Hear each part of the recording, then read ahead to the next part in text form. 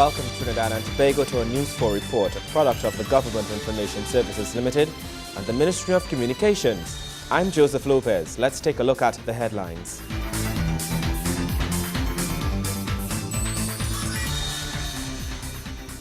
President-elect Anthony Kamla is given his instrument confirming his election to the office of President. Prime Minister Kamla Bissessar to put forward regional security initiatives to her fellow CARICOM leaders in Haiti. And good news for primary school students as they prepare to become better citizens. In our top story, President-elect of the Republic of Trinidad and Tobago, Anthony Carmona, has been given his instrument, confirming his election to the office of President. The ceremony comes mere days after being unanimously elected in the position. Speaker of the House, the Honorable Wade Mark, presented Justice Carmona with the instrument at a short ceremony today. You, Mr. Anthony Thomas Aquinas Kamla, are the President-elect of the Republic of Trinidad and Tobago. Warmest congratulations, Mr. President-elect. Thank you very much.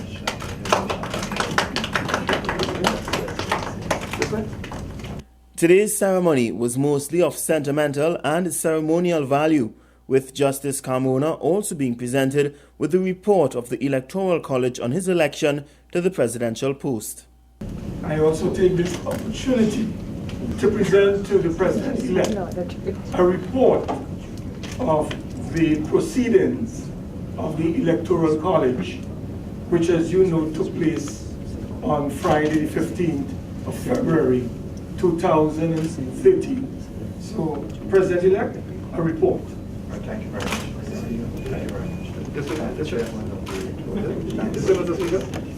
Addressing the media following the ceremony, Justice Carmona thanked his family, including his wife, parents, and siblings. He says while the responsibility is not an easy one, the communities in which he grew up played a role in ensuring he will be able to accept the post as president. There is no denying that it is indeed an onerous responsibility. It is one I feel in the circumstances that by the grace of God I have prepared to execute. I have to thank Almighty God. I have to thank my wife, Rima, the unstinting support she has given me over the years. I have to thank my parents who have kept me in good stead to be where I am today. My community. It is indeed fitting for me to make a comment to the effect that it takes a village to raise a child, because I have lived in many villages down in Deep South, and everyone there they have played a major role and part in my stewardship as a young man growing up. The President-elect also thanked outgoing President, His Excellency Professor George Maxwell Richards, for his contribution over the past 10 years. I want to say how gracious man he has been over the years to me personally, and I wish him all the best in his retirement. And I feel, in fact, I want to thank him on behalf of the wider community for the sterling role he has played during his 10-year stewardship. President-elect Justice Anthony Thomas Aquinas Carmona will officially be sworn in as the new President of the Republic of Trinidad and Tobago at a swearing-in ceremony on March 18, 2013 at Knowsley Building.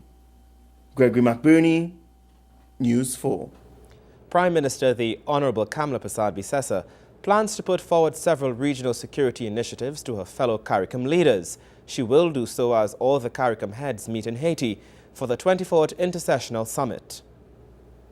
This year's summit is being hosted in Haiti for the very first time since Haiti joined CARICOM 11 years ago. High in the agenda at this summit is the matter of regional crime and security. Addressing media shortly after her arrival, Prime Minister Persad says she's looking forward to the region's cooperation as she plans to table several initiatives to tackle crime in the Caribbean region. Areas of crime and security, anti-crime initiatives. We do intend to make some proposals with respect to intensifying the fight against crime in the region. We have about 4 new proposals we want to put to my colleagues, and of course tomorrow more on that. So I look forward to that security summit first, then we'll go into other areas of discussion. Another issue which will take the fore during discussions is the financial stability of the region. The effect of the CRICO affair on the region is expected to be included in the talks. Foreign Affairs Minister, the Honorable Winston Dukaran, says it is hoped a solution to the region's possible financial instability can be found at the summit. The Caribbean Development Bank governor mentioning the precarious position of the region, and we are here to find the appropriate solutions to deal with that problem regionally. And the agenda item on the regional architecture will take on a special significance in light of Trinidad and Tobago's proposal to introduce a convergence model for the Caribbean and Latin American region. Prime Minister Persad Bissessar is also expected to hold bilateral talks with some CARICOM members on various topics. These are expected to center mostly on energy use and sharing, and will include talks on a possible violation of a CARICOM treaty by Caribbean Airlines, a topic being raised by St. Vincent and the Grenadines. This is with respect to jet fuel for Caribbean Airlines and for Liat. I have asked my Attorney General to prepare us a brief, so I should be getting that on the email at some point before we meet with the Honourable Prime Minister of St. Vincent. There is that matter. I know Jamaica is interested in the supply of LNG, and we would very much like to make that happen in some way. I do believe the issue of the ferry, the inter-island ferry, that may be raised again with us on bilateral talks. Gregory McBurney, News 4. With statistics highlighting the prevalence of mental illnesses here in Trinidad and Tobago, as 1 in 4 persons living with disorders, finding ways in curbing this growing problem has been placed on the front burner. Health Minister Dr. Ford Khan says his ministry is looking at implementing new strategies in which removing the stigmas associated with living with psychological disorders can be achieved. Health Minister Dr. Ford Khan is pushing the drive to remove all stigmas associated with mental health illness. The issue continues to be on top of the agenda, as statistics show that over 25% of the population suffers from mental disorders. Such illnesses falls under the category of non-communicable diseases, something which his ministry is targeting since the population of those living with NCDs continues to grow. This Minister Khan says, if not curbed, can have detrimental effects on our society. Mental health, social determinants, they are all interlinked with non-communicable diseases. And we do have to pay special attention to it, because the cost factor of cardiac care, cardiac surgery, and the interventional surgery together with kidney failures, diabetes and its effect, hypertension and the effect, will be causing a serious problem and a drain on the health sector as time goes on. So the non-communicable disease movement of attacking those non-communicable diseases will, together with the mental diseases, will have to be put on the front burner. He is also looking at ways in which proper support can be provided to families and patients living with such illnesses. I'm also trying to develop a program to deal with mental health and addiction, and families of addicts and families which we call codependents. Rather than we want to destigmatize mental health as they have done with HIV. Last year, the ministry launched its campaign aimed at increasing awareness of mental diseases and sustaining proper mental health. So far, the ministry has partnered with the World Health Organization in spreading the word on how such diseases can be diagnosed, while at the same time prevented. Kimberly Ramkalawan, News 4. After the break, great news for primary school students. Stay with us.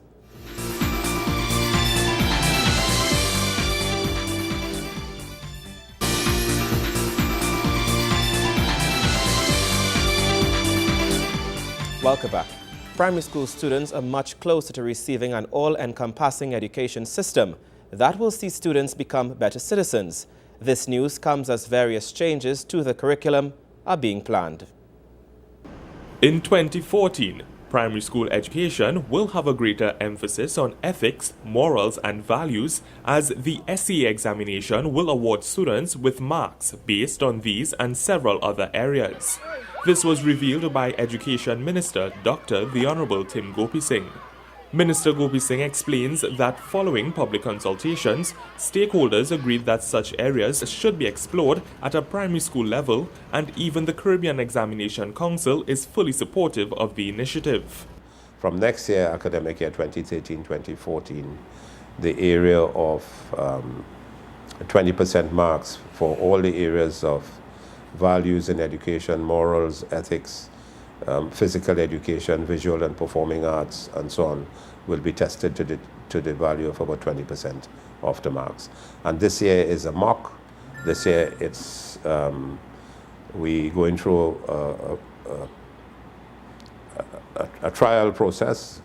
No marks are already given in a formal basis, but the students are being taught in a manner with the continuous assessment component, and they're being evaluated and shown how they're being evaluated. That is taking place in Standard 4. So when they reach Standard 5 next year, they will be well attuned to the entire situation. What is the continuous assessment component?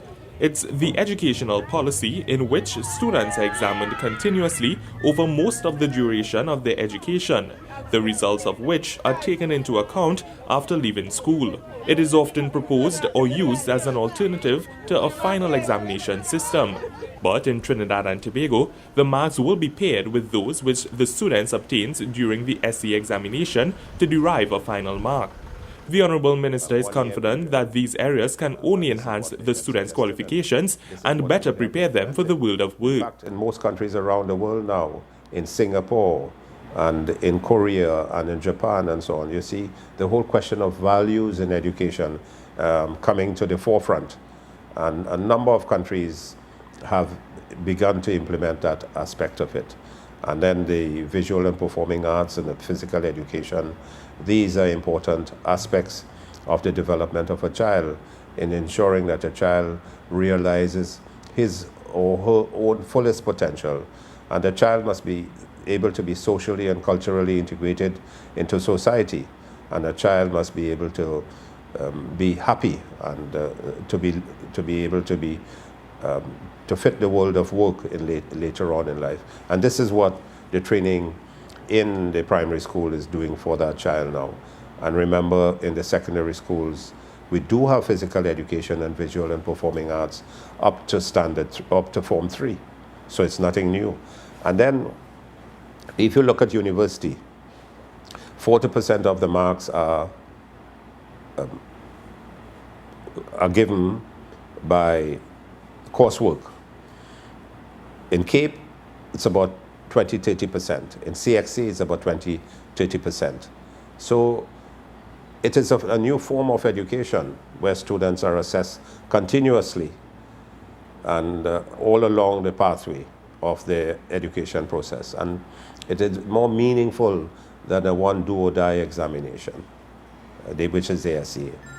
Minister Gopi Singh predicts that there will be many other great advancements in the education system under his stewardship that will see Trinidad and Tobago retain its title as a forerunner in the education front. Nikolai Edwards, News 4. Food security appears to be within the reach of Trinidad and Tobago based on the efforts of the Ministry of Food Production.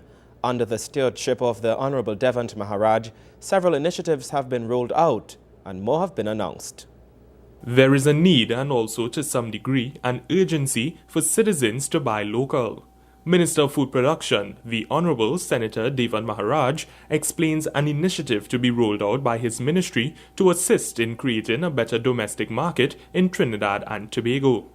On Monday, we'll be relaunching or launching a new campaign, media campaign, which will focus on the attributes of buying local fruits and vegetables and some of the attendant health benefits. For example, it has been widely reported that Karaili has health benefits in terms of diabetes reduction and so on. And that's just one of the local fruits here that has health attributes. And we'll be trying to remind the public that they need to support their local farmers by buying local. And that campaign will take various dimensions, including but not limited to a cooking program on this TNMG, whereby the program will focus on using local products in various culinary dishes that will be affordable, tasty, and all based on local materials, really. He explains his ministry's activities are guided by the need to reduce the food import bill, decrease inflation, and increase food security. However, the Minister of Food Production is also capitalizing on markets outside of Trinidad and Tobago, which will give local farmers greater opportunities for expansion. On Tuesday, we'll also be announcing that for the first time in 10 years, that NAMDEVCO would be exporting to Barbados locally grown products. With the closure of Caroni some decade ago, that market really was not aggressively pursued. It dried up, and our local farmers lost another market other than the domestic market here. And late last year, I mandated NAMDEVCO's board to revisit the Barbadian market and see what opportunities that may still exist there, that may have lingered on over the last decade. And this year we had some preliminary shipments out, two of them at least, and we now have the third on Tuesday. So meaning that sustained a viable market for locally grown products is there in Barbados, just waiting to be tapped into, and we will be once more entering the Barbadian market strong with our local products, meaning of course our farmers will have another income stream from a different market. So I guess for the local farming community, that's a very exciting opportunity there. Since taking office, the Honourable Minister has been making headway in fast-tracking various initiatives under his ministry and ensuring stakeholder involvement. Nikolai Edwards, News 4. Up next, women's cricket action. Stay with us.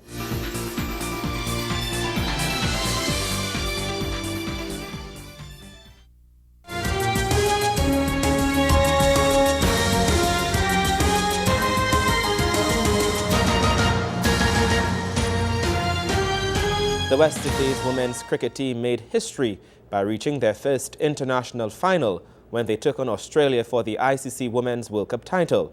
But as you will see in this Wayne Cunningham report, they were no match for the five-time champions on the day. In their final Super Sixes match of the ICC Women's World Cup, the West Indies completed a fighting victory over Australia to advance to their first final against those very Aussies. So confidence was high when they took on the five-time champs for the title in Mumbai, India. The Australians struggled to get to 156 5 days prior, but in the final, their batting clicked, especially the top order. Meg Lanning was particularly brutal on the West Indies bowling early on. Just a bit too short. She's a swing bowler, just get the feeling, the occasion. Just getting smart to bowl quicker and do something that she's really not ideally suited for. She and her partner, Raquel Haynes, put on 52 for the first wicket before Lanning fell for 31 in the 10th over. There was not much respite for the West Indies as Haynes was joined by Jess Cameron, and they continued to hammer the bowling, with Haynes making 52 before being out with a score on 116. Cameron did lose some partners cheaply, but kept her cool with some fine shot making to reach 75 off 76 balls and anchor the innings for her team as they reached 259 for 7 in 50 overs.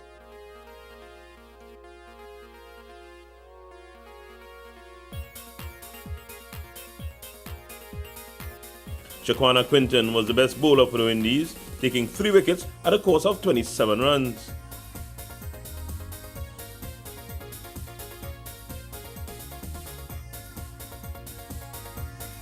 The chase was not a good one for the West Indies, as Elise Perry took out the top order of Keisha Knight, Stephanie Taylor, and Natasha McLean with just 41 runs on the board. The middle order of Marissa Aguilera, Kishona Knight, and Deandra Doughton all got into the 20s, but no further, as the Australians never allowed them to get away. The West Indies only reaching 145 all out, with the captain Aguilera being the top scorer with 23. Perry's 3 for 19 was the catalyst for the destruction of the batting, as Australia won their 6th ICC Women's World Cup title with a 114-run triumph over the regional ladies. The West Indies are now off to Sri Lanka for a one-day international series starting on Friday. Wayne Cunningham, News 4 Sports. When we return, a look at colour and music that's not carnival. Stay with us.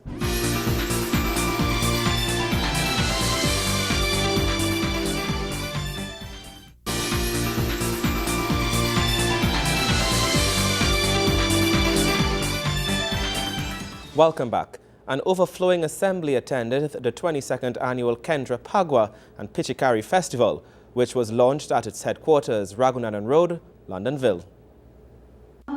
There were traditional ceremonies to light the chulha fireside, on which the first abir was boiled. The function also featured chowtal singing and community dancing by young men and women to start the 2013 Phagwah season. We've had Mangal Persad, Dr. Ruby Malik, Sri Rana Mohit, Sri Kalicharan Duki, the Ramuta family, Melody Stars, Rupini Bipat, Shakuntala Jang Bahadur, the Shiv Sangeet School of Music led by Shivanand and Narendra Maharaj. We have featured teachers of the Gandhi Institute, and as I said, several skilled accompanists on percussions and tabla and dholak. The period leading up to the Phagwah season is called Boiling the Abir, and singers and composers will start preparing their lyrics and melodies for the Pichikari qualifying round on Saturday, March 16th.